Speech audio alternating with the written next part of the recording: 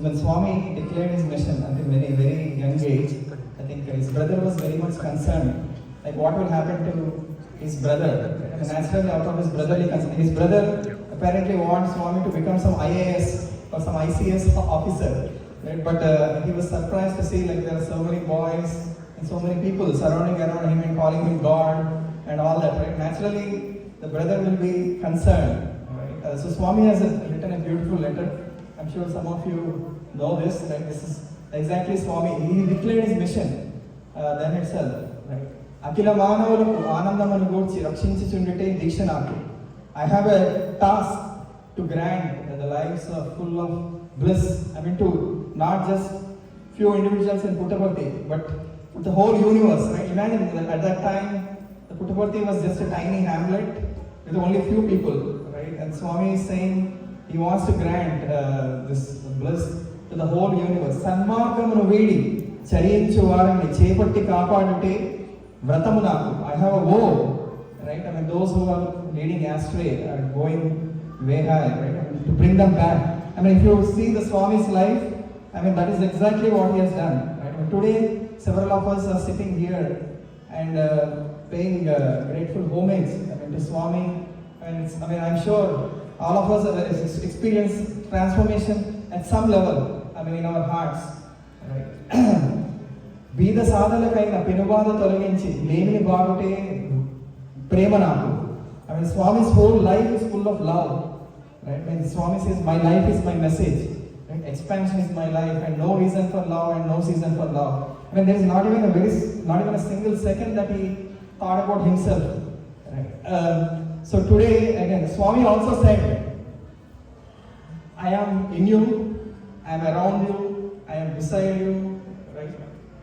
Swami also has said, I mean, you should live with God, you should live for God, you should live with God, right? I mean, you walk with God, you eat God, you speak God. So I'm sure many of you have heard this, right? So today, amongst us, we are very fortunate. It's my privilege and honor to introduce our esteemed speaker, I mean, who has literally done that, right? He lived with God, I mean, he lived with Swami, he ate the food, I mean, pretty much he lived with Swami, like another family member, right? I mean, just like how we live with our sons and daughters, like brother has lived, and he traveled with Swami, and he has pretty much, I mean, he has innumerable experience. We are actually very fortunate and blessed to have. Please let us give a big round of applause to our brother.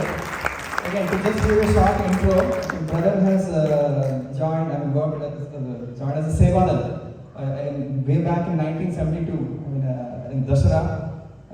Brother is from Assam. And then immediately after that, in 1973, he also had a great fortune to attend the summer course. I mean, in those days, Swami used to have the summer course not just for the college students. I mean, those days when college was still forming, he used to select students from all over India, and then he used to conduct the summer course. So sir was blessed to take part in that. And immediately in 1974, Swami himself handpicked him, and then took him very close, and he made him join the bachelor's program at Swami's college.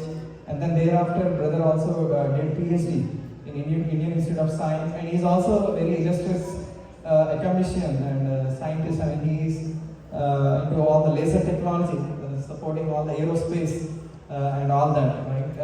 Again, I want to hear more from the brother. Right? I mean, he stayed almost for 15 years, right, with Swami, inside Swami. I mean, basically, he even had an opportunity. I heard from some of the brothers that he even had an opportunity to comb Swami's hair. Basically, he literally served Swami at a personal level, right? So I know our team, fortunately, our theme for the centenary, coincidentally, is living with Sai is true education. Living for Sai is true service, and living in Sai is true devotion and spirituality, right? And brother has done all that. So we cannot get any perfect speaker than brother. So let us give a big round of applause to brother, and let us invite him to Sai.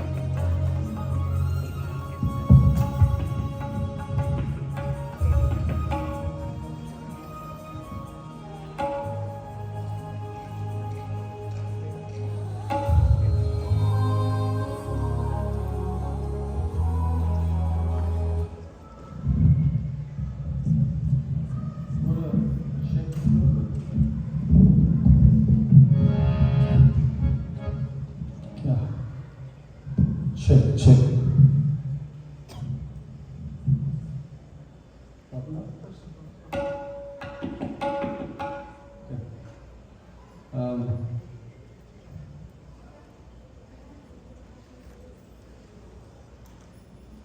Sai Ram to all of us, to all of you.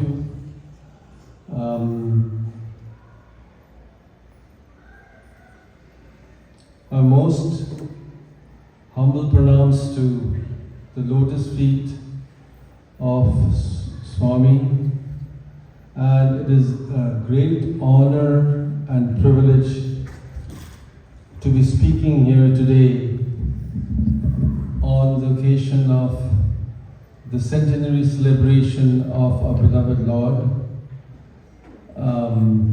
I cannot really express my gratitude and the honor given to me when Satya called me and said that can you come and speak during our centenary celebrations. It was out of the blue, and I immediately said yes, we are coming, and I would like to share my journey with Swami, which is almost my entire life. So I've titled my talk, My Journey with Swami. It is not my journey, but it is my life with Swami. Go next slide. So my coming to Swami was like a miracle. I would say it was a miracle because my father, who was in the government service, he was the director of All India Radio, and he was transferred to a city called Shillong in Meghalaya. At that point of time, Meghalaya was not formed, it was still in Assam. And he was transferred to Shillong. And miraculously, one of my aunts, my mother's cousin, called us to a bhajan get-together in the evening. But we did not realize that Sai bhajans are so punctual and they start in time and finish in time. We were thinking that it is like one of the kirtans which happen in many homes, and we landed up late. And by the time we reached the bhajan had already got over. But yet the organizer of the bhajan was one Air Force officer called Panikar, and he said that don't worry, we have bhajans almost every week, you can come to the next bhajan. And that was the first introduction to someone who was organizing bhajans in the city of Shillong. So he said there is a bhajan next week in someone's house, because there's no temple, no center as such. So the bhajan would rotate from home to home, and we were invited to this bhajan a week or two later in another devotee's home. And we all landed up in time this time. And after the bhajan, Mr. Panikar, the Air Force officer, he came to my mom. You can see my mom and dad standing next to Swami. My dad was in the government service, All India Radio, and my mom is a homemaker. Both excellent musicians and they're very, very pious, very religious. Mom was very religious, and dad was very spiritual, but yet very pious. So he came to my mom and he gave a small picture of Swami, and this was a picture with Swami in a standing pose. So we immediately went to the market and got it framed and all that, and brought it and put it in our altar in our home. So, after we put the picture in the altar, a week or two later, we had the usual routine of having bhajans at home, not sai bhajans, but all religious bhajans, or in Assam they call Borgeets. Both father and mother were very good Borgeet singers. This is comes from way back when religious reform or revival of Hinduism happened in Assam by a very famous saint called Shankardev. So he had written tons and tons of verses, all based on Mahabharata, Gita, and so these were called Borgeets. So we would sit down and sing Borgeets or other bhajans from the films even. So one fine morning, this was a weekend, we all sat and were singing these religious hymns and Borgeets. And this was in the morning time, around 11:30 in the morning. Once we heard, after we were singing the bhajans, we were all involved in singing the bhajans, we heard footsteps. I have to describe the way Shillong houses are built, because Shillong is cold, so the floors are all wooden. They are wooden floors, so we heard footsteps coming from the door to the door where the bhajan place was. And after it came to the footsteps came to the door, a light, literally like a lamp, went all around all the pictures in the altar. And after the light vanished, after finishing the bhajans, we went and saw, and every picture had amrit, nectar flowing on the picture. So this was like literally Swami's visit to our home, and it was so clear that even today it is like so clear, so vivid in my memory. And this kind of instilled that there is something with Swami. And then what happened was we started going regularly to bhajans, and we heard some bhajans from Swami and other singers. And then I started singing, and the first bhajan that I sang was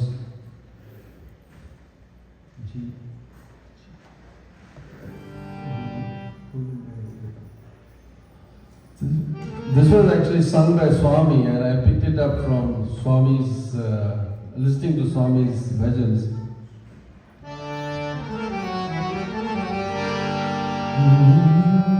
Govind Hari Gopal Hari He Gopi Gopala Govind Hari Gopal Hari He Gopi Gopala Govind Hari Gopal Hari He Murugan Lula Govind Hari Gopal Hari He Murugan Lula Govind Hari Gopal Hari He Nanda Gopala Govind Hari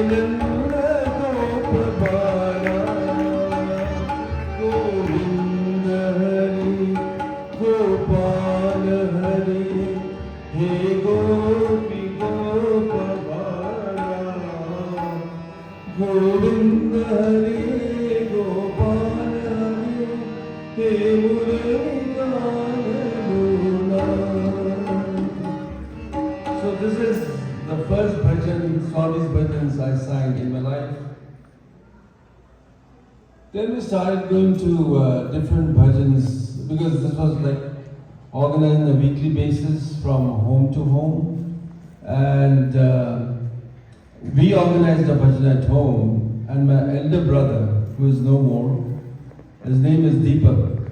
After the bhajan, we had a big living room, and we emptied the living room for the bhajan, and all the sofas and all were brought back after the bhajan. So he comes and sits in one of the sofas, and he has like a apparition of Swami, like from his head down to his leg. It slowly appears and then slowly disappears. So this was another miracle which happened at home. And then I went to another bhajan. We used to all go to bhajans almost every week after that. And in one of the bhajans, Shillong is a cold place. So in the winter times, you need to have kind of warm clothing, which means a jersey or some kind of a woolen coat. And in this bhajan, I went wearing a woolen coat, which is more like a uniform dark blue coat. And I sang a bhajan. And after the bhajan, Vibhuti started appeared on my coat. So that was another miracle. And then there was very interesting thing which happened. When there were miracles going on in someone's home, Amrit would come. Or one very interesting incident I need to tell you is in one of the homes. This is he was an IS officer. His name was Srivastava. He was the additional secretary in the government of Assam. And he had a son who was about 11, 12 years old, and he would go to school and then come back complaining of severe headache. And one of these days, every day he would come back and tell his mom that I have a very severe headache.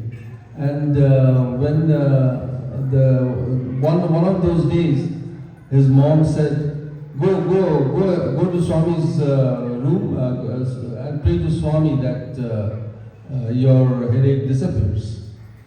So when he heeded to his mother's command, and he went and sat in the room. They had a kind of a meditation puja room, because they were followers of Ramakrishna Parahamsa. And there was Ramakrishna Parahamsa's picture, then Sharda Ma's picture on one side, Vivekananda's picture on one side, and then there was a picture of Swami in the center. And there was an altar and different pictures of gods around the room. And he sat down in front of Swami and prayed to Swami. And Swami slowly appeared in the window. Right, just like how he appeared in our home, like from the head down to the feet.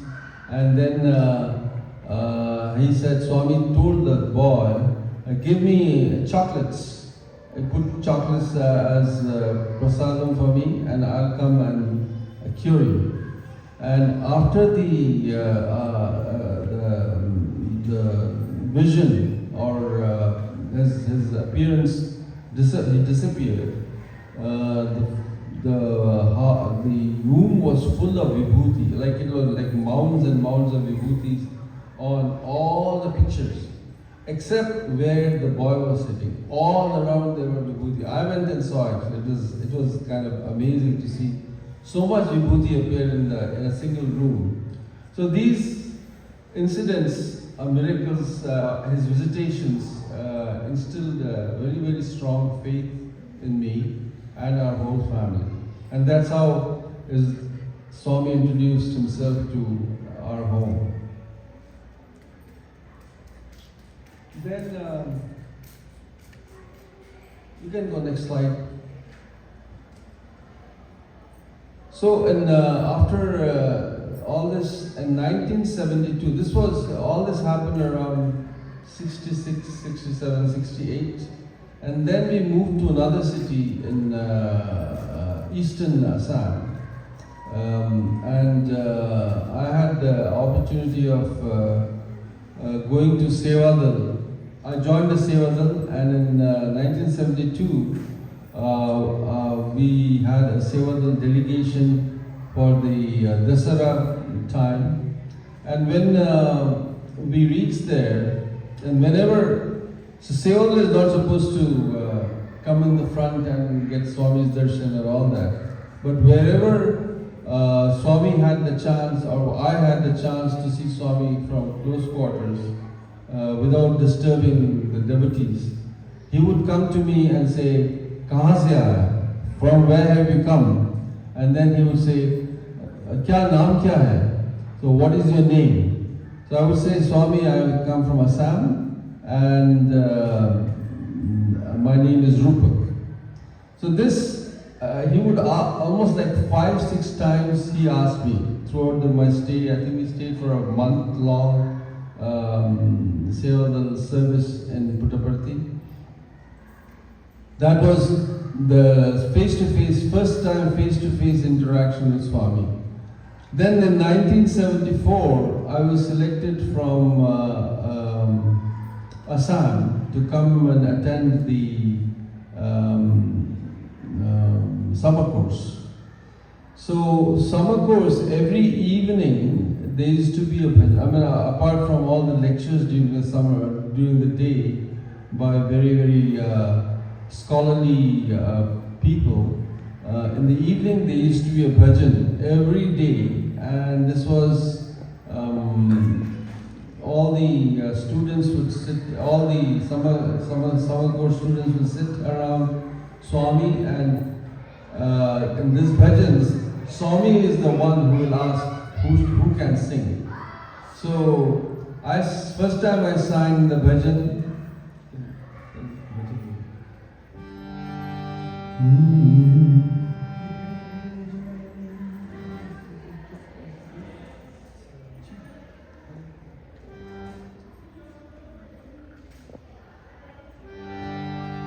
Bhaj Govindam, Bhaj Gopalam, Keshav Madhav Dina Dayalam. Bhaj Govindam, Bhaj Gopalam, Keshav Madhav Dina Dayalam. Dina Dayalam, Dina Dayalam, Dina Dayalam, Dina Dayalam, Dina Dayalam, Dina Dayalam, Keshav Madhav Dina Dayalam. Bhaj Govindam, Bhaj Gopalam, Keshav Madhav Dina Dayalam. So time and again, as summer course is another 30-day program, and time and again, whenever the bhajan happened in the evening, Swami will come, "Gao," so sing, and I kept on singing the same Bhaja Govindam almost like maybe 10-15 times. So Swami, when he gets fond of some bhajans, he likes to listen to it again and again and again and again and again and again. So then I applied to the college in Vrindavan in 1974, and at that point of time, my father was the president of the Satya Sai Samiti in a city called Dibrugarh. And we had the privilege of organizing all-state Sri Satya Sai Samiti get together, or kind of Satya Sai meet in a city called Dibrugarh. And we had invited Dr. Gokak from Vrindavan. Vrindavan was where Dr. Gokak was. You must have heard about Dr. Gokak. He has written some books on Swami, and he was a very scholarly person. In fact, he was the president of the Gyanpith Award in India.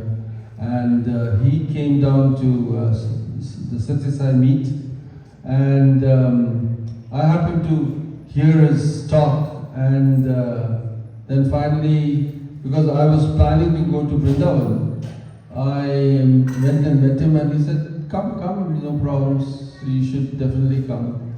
But it so happened that those days it used to be PU, a pre-university rather than class 12.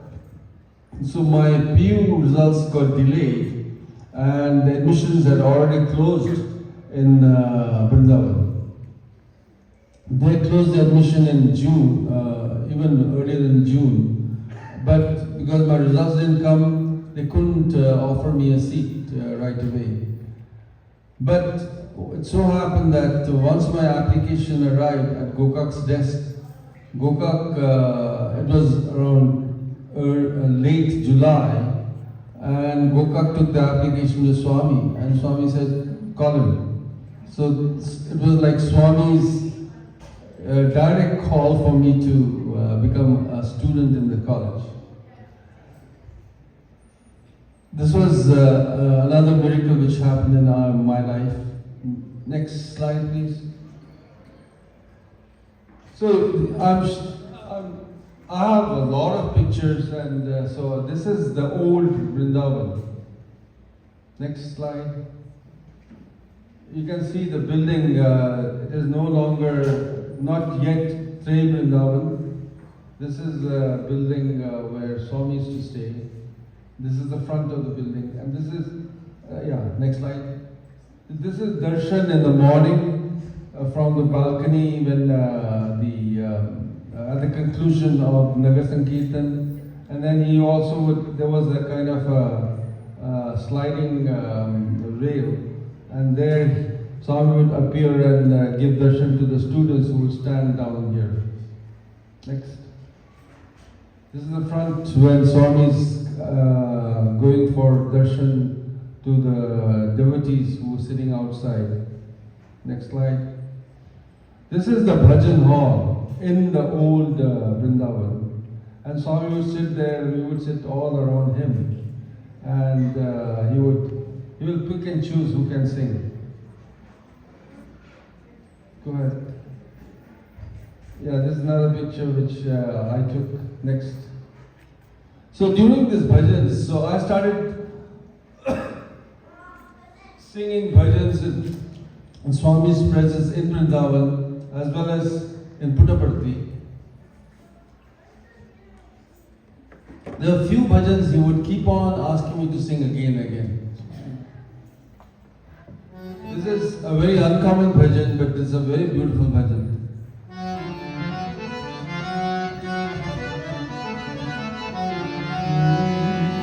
Sapne mein aao, shaam murari, sapne mein aao, shaam murari, savari surat murali dhari, savari surat murali dhari, sapne mein aao.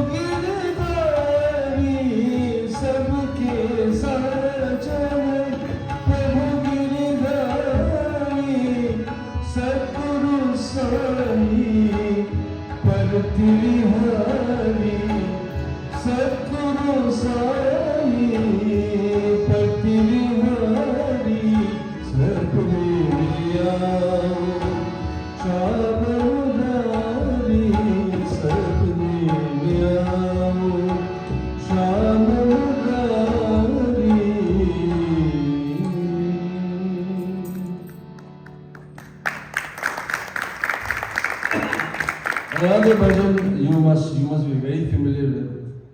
He would keep on asking me to sing is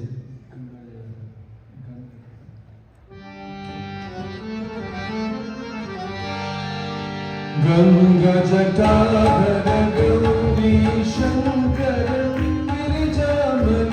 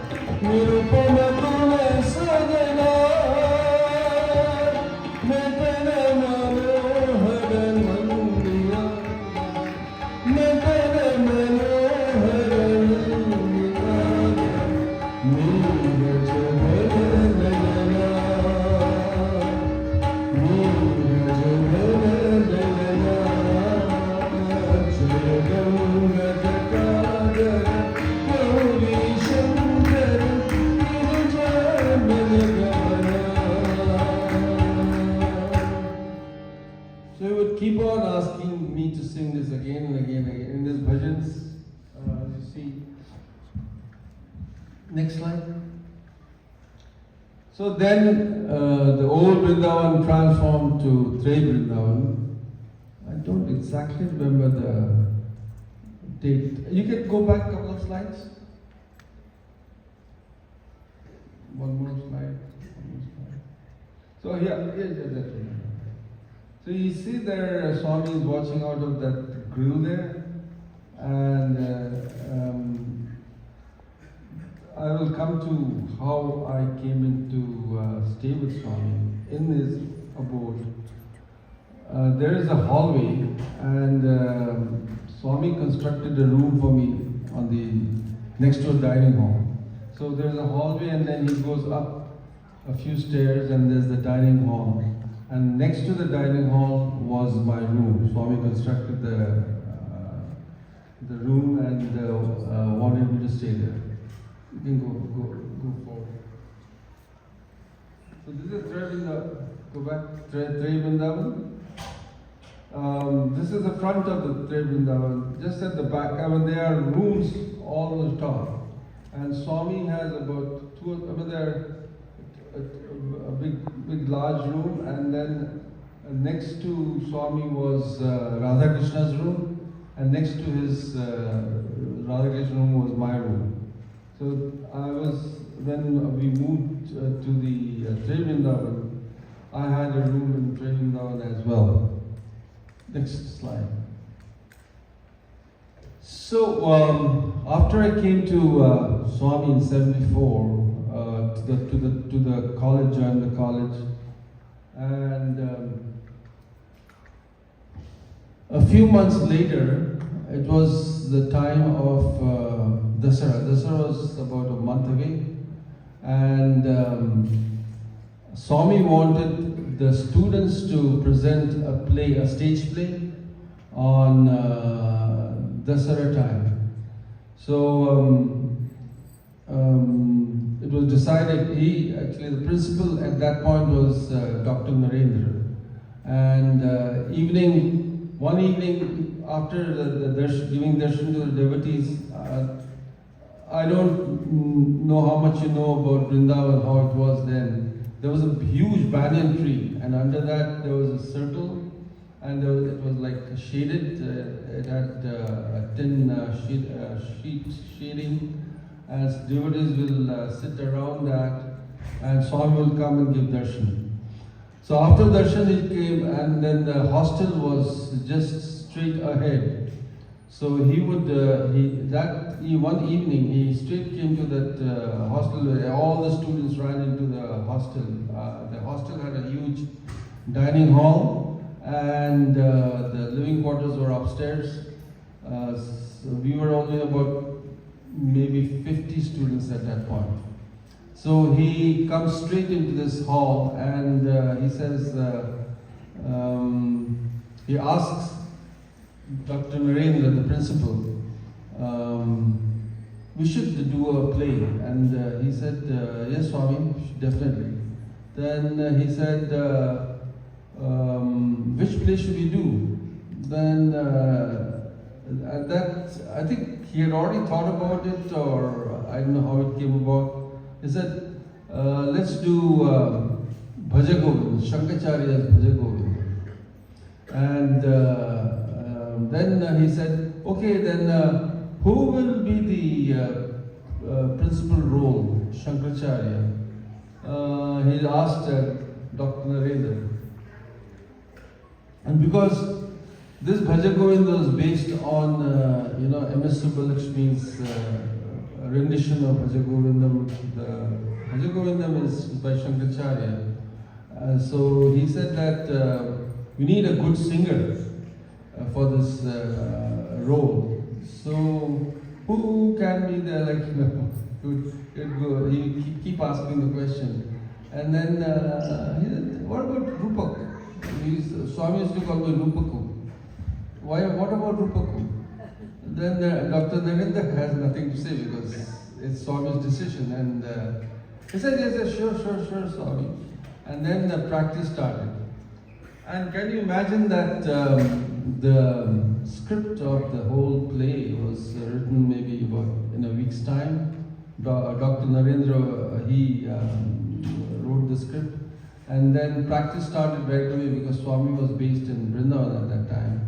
And he would come to every practice when he is in Vrindavan and direct how should it be done. Then the sets were made all under his supervision. So he was so involved and so dedicated to anything that Swami took. It is just amazing that the way he focuses his attention on, even a small little thing. Like the sets had to be, were all made in Vrindavan by students. And he would supervise, he would instruct, this is how you should do it, this is how you should do it. Then where to bring the music, what instruments to use, what lighting to have. It was like to the last detail. So I would sing just one verse of Bhaja Govindam. Bhaja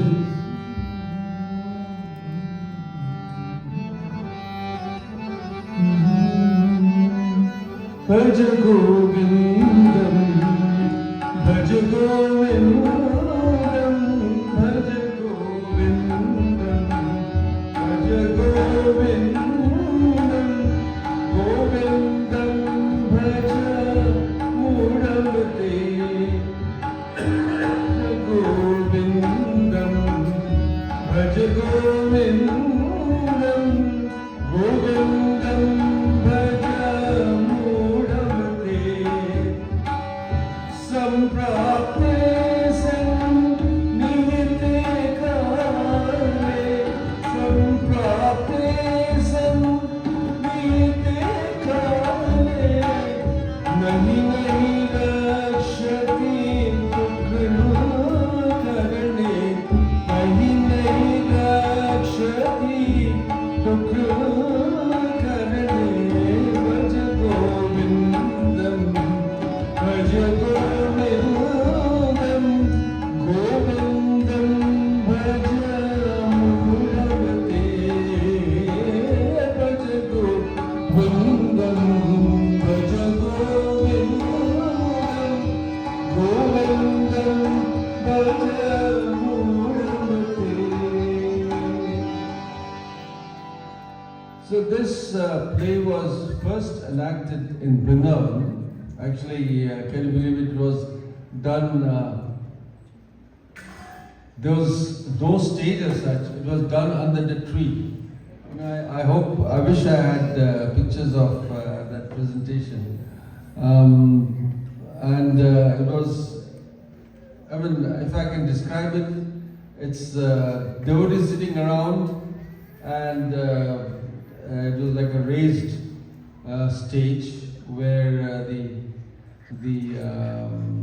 all the play happened, and the music was behind the curtain. It was very presented in a very different way. Then after that, this stage play was enacted in Puttaparthi in Dasara time, and also in Vrindavan auditorium stage. And it was also taken to Mumbai and was played in the Shanmukhananda theatre. Apart from this stage play, this was the first stage play which happened in Vrindavan. There was no stage play which happened before this time. And at the same time, Swami would want us to present music shows during Dasara time or birthday time or any function. And Swami would come to all the practices. The music shows consisted of all kinds of songs, like some Telugu songs, some Tamil songs, some Hindi bhajan songs, but mostly devotional, like Kanchashala songs or Ramakrishna songs. Ramakrishna sang songs from different movies, but they're all devotional. And then many of Jalota's songs. So in one of those concerts, which was happening, and it was almost like every year two music concerts on stage. So one of those concerts, Anup Jalota was visiting. This was during Dasara time, and Swami loves to show off his students.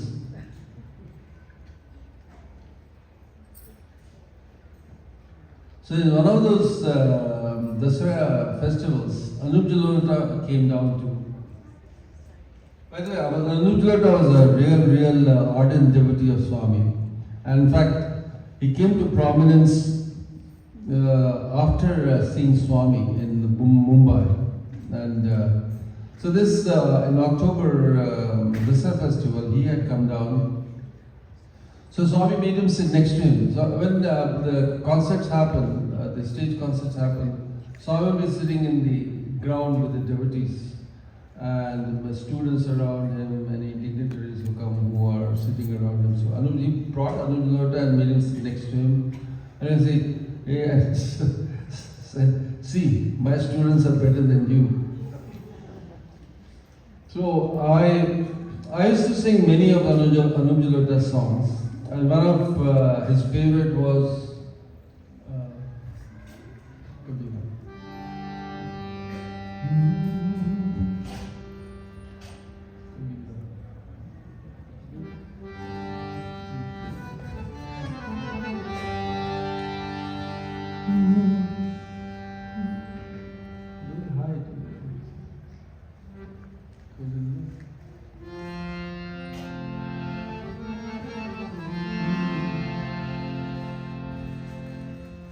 चदरिया झेरी रे झेरी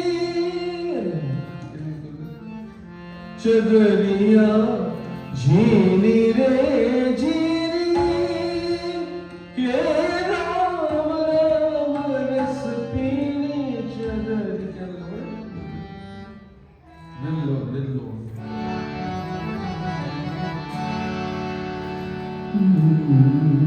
चदरिया झीनी रे झीनी झीनी रे झीनी के नाम नाम रस पीनी चदरिया झीनी रे झीनी नाम नाम रस पीनी चदरिया झीनी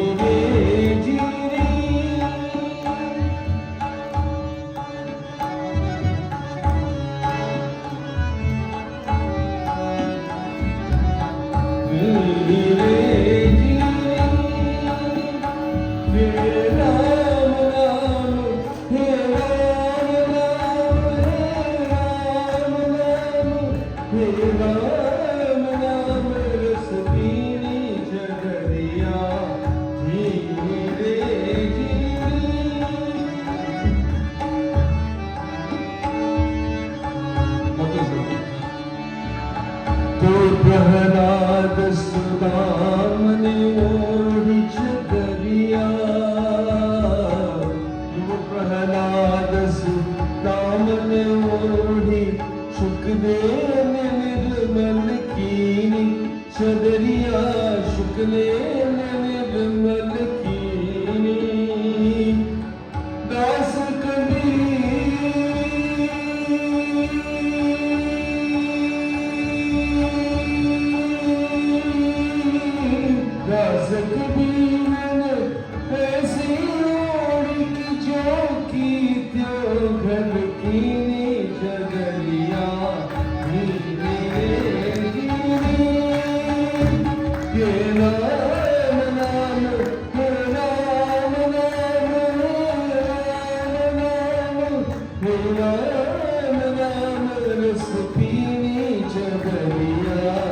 जीनी रे जीनी जीनी रे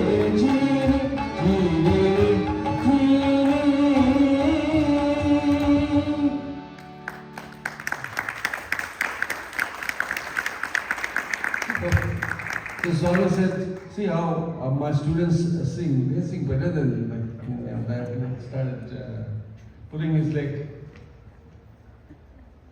Next. So this is how I just wanted to kind of a few pointers at how Swami, it was I think just instrumental, but somewhere in September of 1974, I had very, very high fever.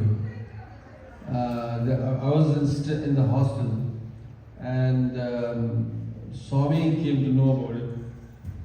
So he came to my room in the hostel, and he said that call doctors, and then the resident doctor said it might be malaria. Then he called many doctors from a medical college in Bangalore. One doctor specifically was Dr. Narsaya, who would visit Swami wherever Swami is in Vrindavan. And he would, he said that this must be malaria. So he gave me very strong tablets. But the fever never went. It went on and on and on and on for almost like 2 weeks continuously. Very high fever. And I started getting weaker and weaker and weaker, but the fever wouldn't go. And then he moved me to the building I showed, that was old Vrindavan. You know the bhajan hall I showed you? Just behind that there was a room where Swami would sit and talk to students and guests, and there was another room which was a bedroom, and next to that there was an attached bathroom. So he moved me to that room, and because I was weak and because for nutritious food, someone was asking me about Mrs. Ratanlal. Mrs. Ratanlal was a lady who came from a very, very accomplished family in Delhi, and she was serving Swami. She would come down, she was staying in Vrindavan, and she would serve food to Swami. So he asked her to cook special food and give it to me, because my digestive system was not working well, and so all kinds of very, very soft food. So that was how I moved into Vrindavan. And then Dasara came. And when Dasara came, I was moved to Puttaparthi. And I had a room in Prashanti Nilayam, in the Swami's abode. But because I was so weak, he asked one of the students to be constantly with me, because when I would go to the bathroom, I fell down a couple of times because of weakness. Eventually, and then what happened was, the fever was not going, and one day, you see that Swamiji, his name was Swami Karanjananda. I don't know if any one of you have seen him. I think he's no more, but he lived for a very, very long time. He was the Shivananda Ashram lineage, sannyasi, and he used to do a lot of service in the community. He was running a leper's home in, I think, Vijayawada, and he was very, very close to Swami.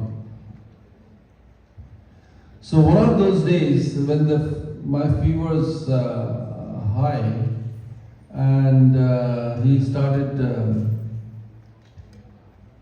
what happened was, one of those days, Swami had high fever, and my fever was low, and then he started scolding me, Swami started scolding me, saying that, see, you have made Swami sick. And I started crying, and I was, as it is, very weak. So Swami scolded him in turn, and Slowly my fever started disappearing a couple of days later.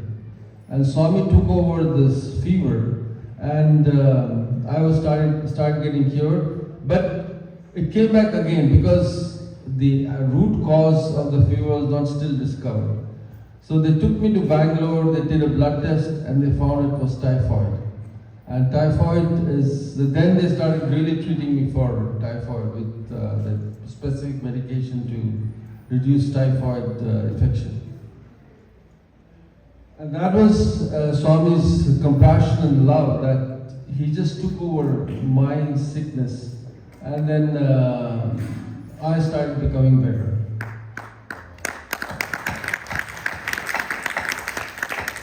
Next slide. So this is another miracle which happened right in front of my eyes, and couple of years later, Swami had kind of a paralytic stroke, and he could not walk by himself. But Swami, devotees were very, very good, because he could not come to darshan and all that. So we would,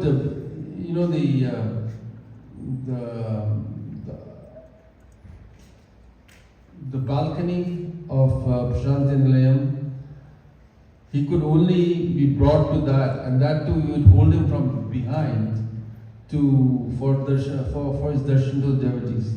He never came down for so many days. So devotees were very restless, and they were very worried what is going on, what is going on, what is going on. So one day, and he could not come down, and he would just go and give darshan there, and that too with the help of a few of us who would hold him from behind, and then he would come back. So one day he said, Rupak. So the setup was, there's a door, the main door you must have all seen, and put up and Prashanti Nilayam. And then you enter the door, and then to the left there is a stairway which goes to a room upstairs where he sits. There's a big sofa, and Swami sits there. I think a number of pictures are there in that room. I'm not sure whether it is that specific room.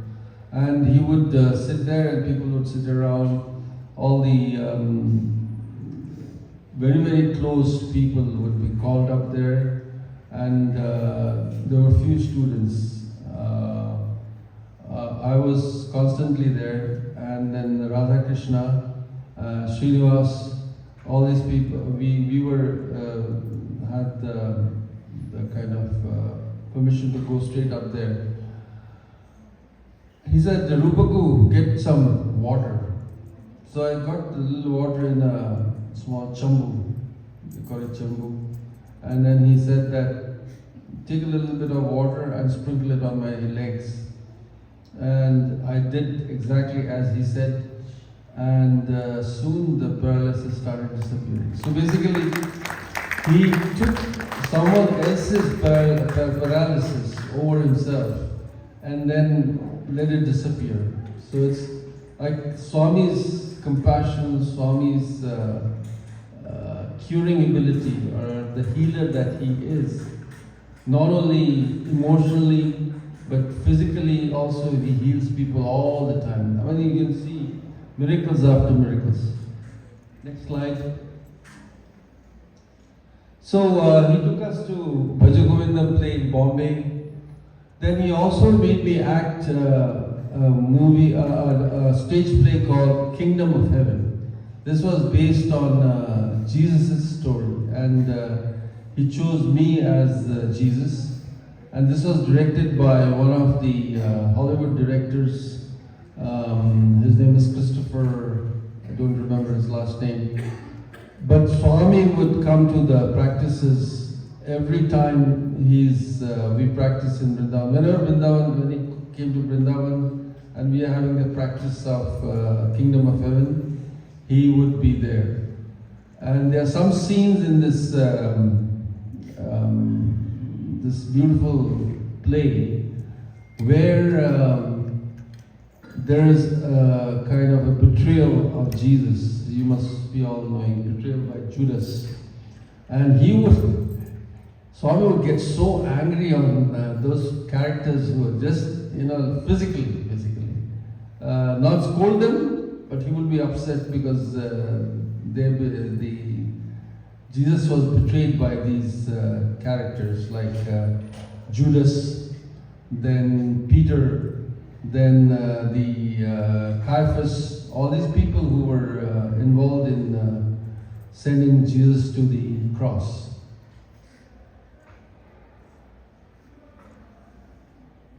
He also sent us to Southeast Asia, which included Singapore, Malaysia, Hong Kong, and then he sent us to Europe as messengers. So we would go to these places and give small talks organized by different science centers, and also sing if possible. And I was invariably from almost like 1974, 75 to almost 85, 86. In most of the trips that Swami took, whether it be to Ooty, Chennai, Kodaikanal, Hyderabad, Jaipur, then Jaisalmer, then Nawanagar, then Srinagar, Delhi, Himachal Pradesh, Mussoorie. All these trips I used to be with Swami, and I will show you some pictures later. Next. So this is the trip to Satyadeep in Mumbai. That is the Lotus Satyadeep, and this is a picture of Swami in Satyadeep. This is when we went for the play Braja Govindam on Shanmukananda Hall. Next slide. This is Jesus. And Jesus is right in the center, me. Next. This is before the trip. He would be very, very excited to send us on these trips, and then he will get suits staged and shirts, ties, everything to the last detail. Go ahead. So this is one of the trips to Ooty. Swami used to like to pose as well, quite a bit. So this is one picture in Ooty, one of the hills. And this is the Mercedes which Swami used to travel in those days. Next. This is one of those guest houses, or called circuit home. Next. So this is a very interesting happening which I was involved in. So I was literally like, in his trips, I was like the official cameraman actually. I used to have a Polaroid camera, I used to have a SLR camera, then I used to have video cameras. I used to be always carrying a bag with all these gear. And then he said, take a picture, Rupaku. And I took a picture, and then he said, give me the picture. And then these are the Polaroid pictures which like 2 or 3 minutes it takes to develop. I took the picture and gave it to him, and he waved it like this. And then instead of Swami's picture, it was Dattatraya's picture. This actually is. And he would create these things out of the blue, and then suddenly something, and then he would bring it to the front. Next. So this is in Bandipur, where Swami took a trip, took a kind of elephant ride. I'm sitting behind Swami, and then that is actually, he was a minister in Andhra Pradesh, in Hyderabad. I don't remember his name exactly. Next slide. So this is a trip to Shillong, to Srinagar. This General Malhotra, Lieutenant General Malhotra, he was the commanding officer of the Northern Command, and this was in Udhampur. We stayed in Udhampur for a few days, and then we took trips to, so that is there are a lot of rivers which flow around in Srinagar, and the Swami is standing there, and they took a picture of the next slide. So it happened to be the month of June, and June 8th happened to be my birthday. So Swami organized a cake and all that, and celebrated my birthday in the home of Lieutenant General Malhotra. Next slide. So these were miracles that Swami did in, this is a place called Dachigam in Kashmir, which is actually away from Srinagar. So this is a statue middle statue of Rama, Sita and Rama, and then he created a linga out of nowhere, like from they dug inside put his hand inside the sand and brought out the linga. Next slide. Then he created a Jyotilinga at the same place, Dachigam. So Jyotilinga is Spatika Linga. He called it Jyotilinga. Next slide. This is Swami having fun with different things. So many devotees used to bring different gifts, and one of those devotees from Europe brought this red, because Swami doesn't wear coats as such. So she brought a red coat, and he posed with the red coat.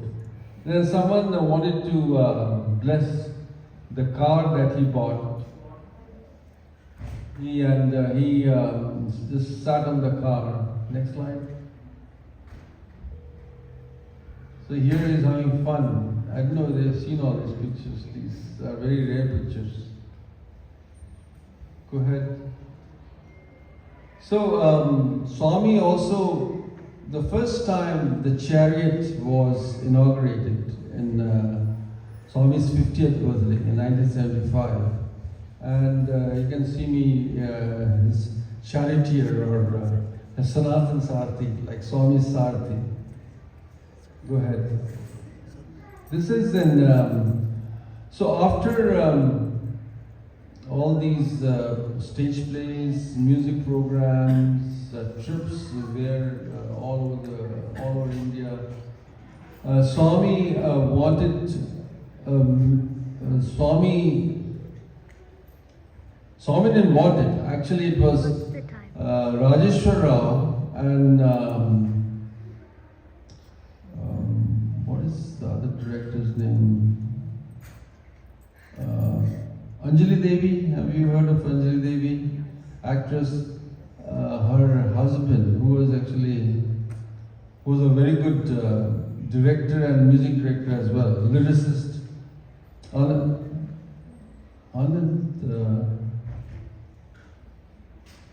Yeah, he was a little hard of hearing, but he was an excellent music director. Rajesh Rao was the music director. They came to Swami and asked him, Swami, should we make a Sai Katha?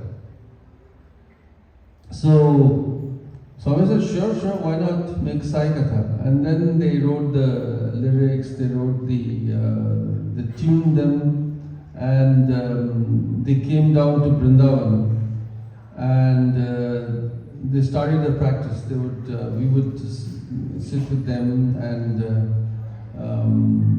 even while like the tune is being set, he would, and then Swami would come down and say, oh, this is good, this is not good, change this, like that. So he's a music director as well. And then the time came where they asked Swami, who will be it'll be like a duet. Many of the songs will be duets, and one male voice, one female voice. So P. Sushila was decided by them. But then they came to ask Swami who will be the male voice, male lead singer. So, and they were thinking of Ramakrishna. Ramakrishna is P. Sushila's cousin brother, and he is a very, very good singer. His voice is very similar to Kanchashala, and he has sung in that famous movie called directed by Rajeshwar Rao. Nikonda, no, not Nikonda, that is Ghana Ghana Sundara, that song he sung. And it was actually Lavakusha, actually, that's movie.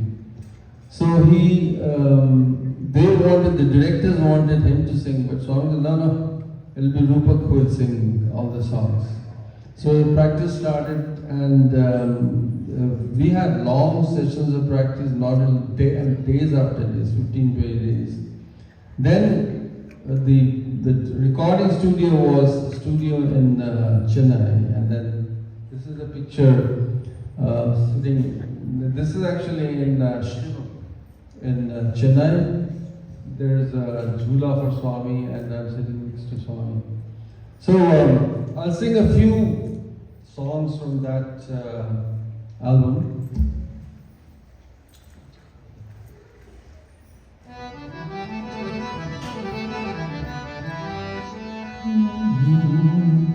Madhuram Madhuram Sai Katha, Madhuram Madhuram Sai Katha, Navarasa Bharitam Swami Katha.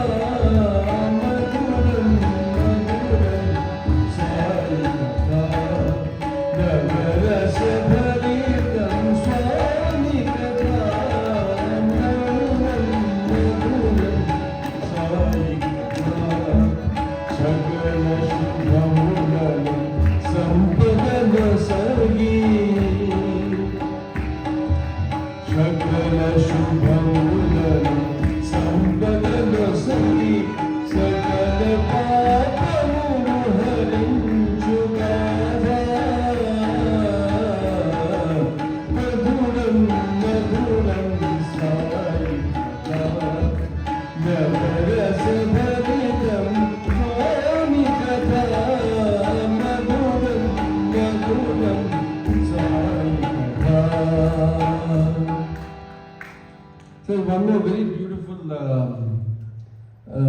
lullaby in this Sai Katha. Enni janmala punyamu manayishwarambaku, enni janmala enni moola punyamu manayishwarambaku, jagamule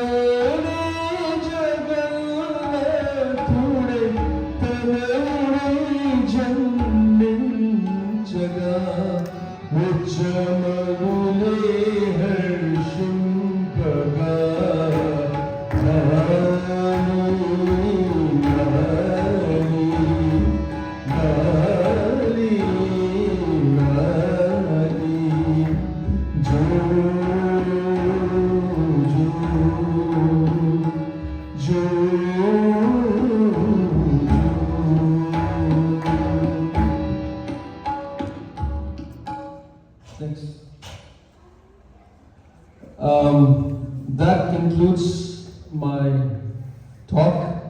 There are tons of things that can be discussed later. I think we have an interactive session sometime in the afternoon. So thank you so much, and Jai Sai Ram.